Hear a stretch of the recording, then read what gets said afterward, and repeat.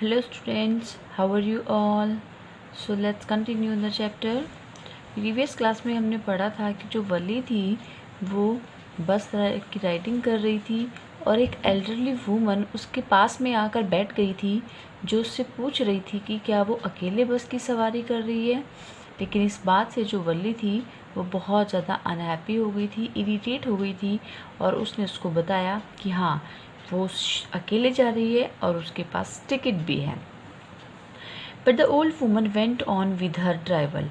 लेकिन जो वो ओल्ड वूमन थी वो अपनी ड्राइवल मीन्स नॉनसेंस, अपनी नॉनसेंस बातें करती गई। Is it proper for such a young person to travel alone? उसने उसको कहा कि क्या एक ऐसे छोटे बच्चे के लिए अकेले ट्रैवल करना ठीक है? Do you know exactly where you are going in town?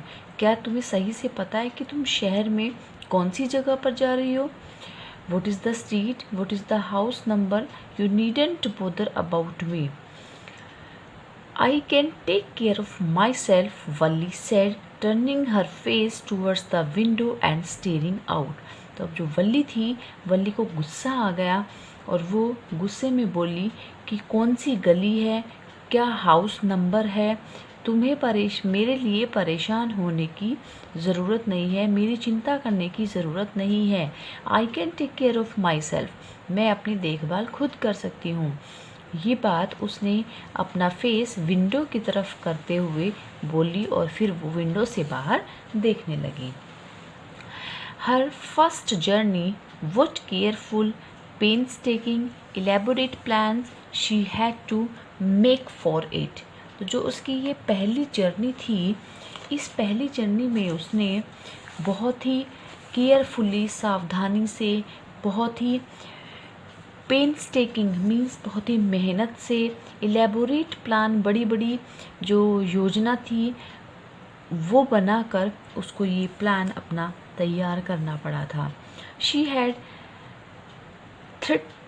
thriftily saved whatever stray coins came her way, resisting every temptation to buy peppermints, toy balloons and the like, and finally she had saved a total of 60 पैसे।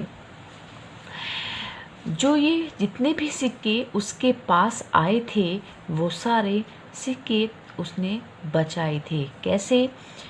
अपनी जो temptation, जो उसके मन में temptation थी किन चीज़ों को लेकर, पेपरमिंट को लेकर, टॉय बैलून्स और ऐसी बहुत सारी चीज़ों को का जो लालच था, उस लालच को रेसिस्ट करके उसने अपने मन में उठने वाले उन फीलिंग्स को कि उसको ये चीज़ें खरीदनी है, उनका विरोध करके उसने ये 60 पैसे इकट्ठे किए थे।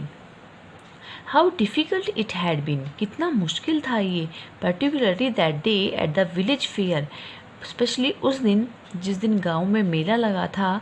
But she had resolutely stifled a strong desire to ride the merry go round even though she had the money. और उस दिन उसने बहुत ही रेजोल्यूटली मीन्स डिटरमाइंड होकर उस झूले पर, मैरीगो मीन्स उस झूले पर बैठने की उस स्ट्रॉन्ग डिज़ायर को स्टिफल्ड कर दिया था, टाल दिया था, क्योंकि उसके पास पैसे भी थे और फिर भी वो झूले में बैठने से मना कर रही थी, क्योंकि उसकी उससे भी ज़्यादा जो अर्डेंट डिज़ायर थी वो बस की राइडिंग करने की थी। After she had enough money saved, जब उसके पास काफ़ी पैसे उसने बचा लिए थे, her next problem was how to slip out of the house. उसकी जो दूसरी समस्या थी वो ये थी कि वो घर से बाहर कैसे निकले without her mother's back knowledge, बिना उसकी माँ को पता चले वो घर से कैसे जाए। But she managed this without too much difficulty, लेकिन उसने बिना ज़्यादा परेशानी के ये सब कुछ मैनेज कर लिया। एवरी डे आफ्टर लंच, हर रोज़ लंच के बाद, her mother would nap from about 1 to 4 और सो। नैप मीन्स होता है नींद की झपकी लेना। तो उसकी जो मदर थी वो 1 बजे से 4 बजे तक वो सोती थी। Valli always used these hours for her excursions as she stood looking from the doorway of her house or sometimes even ventured out into the village. और जो वल्ली का ये टाइम था 1 से 4 बजे का, वो उस समय अपने उस एक्सकर्शंस के लिए, अपने उस पिकनिक के लिए यूज़ करती थी, जो या तो वो घर के दरवाजे पर खड़ी होकर बाहर देखती थी या फिर गांव में बाहर निकल जाती थी. And today these same hours could be used for her first excursion outside the village. और उस दिन उसने उस टाइम को, जो उसका वो पिकनिक वाला टाइम था, उसको एक पिकनिक ट्रैवलिंग के लिए उसने आउटसाइड द विलेज, गांव के बाहर यूज़ किया था. The bus rolled on now cutting across a bare landscape.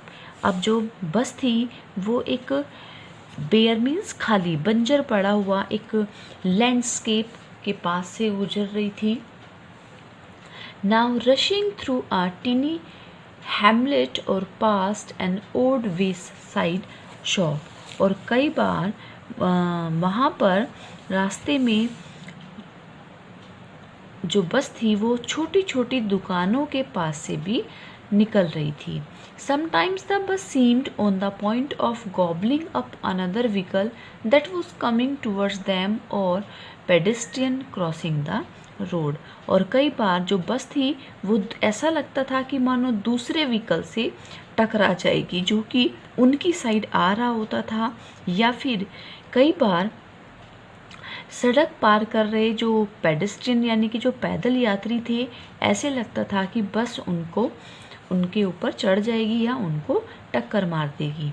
But somehow it passed on smoothly, leaving all obstacles safely behind. लेकिन बस किसी तरह से बहुत ही स्मूथली वहाँ से निकल गई, सारी परेशानियों को पीछे छोड़ते हुए बहुत ही सेफली निकल गई. Trees came running towards them but then stopped as the bus reached them and simply stood there helpless for a moment by the side of the road before rushing away in the other direction. जब सड़क के किनारों पर जो पेड़ लगे हुए थे, ऐसे लगता कि मानो पेड़ जो हैं वो उनकी ओर दौड़ते दिख रहे हैं, और जब बस उन तक पहुंचती तो दूसरी साइड में चलने से पहले एक पल के लिए वो खड़े हुए सड़क के किनारे दिख जाते थे, मानो कि वो हेल्पलेस हो गए हों. Suddenly Valli clapped her hands with glee. फिर अचानक वल्ली ने खुश होकर, glee means happily, उसने ताली बजाई. A young cow, tail high in the air, was running very fast right in the middle of the road, right in front of the bus.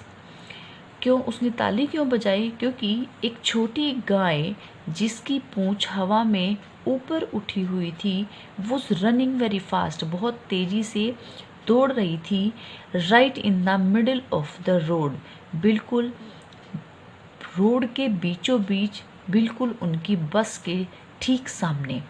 The bus slowed to a crawl.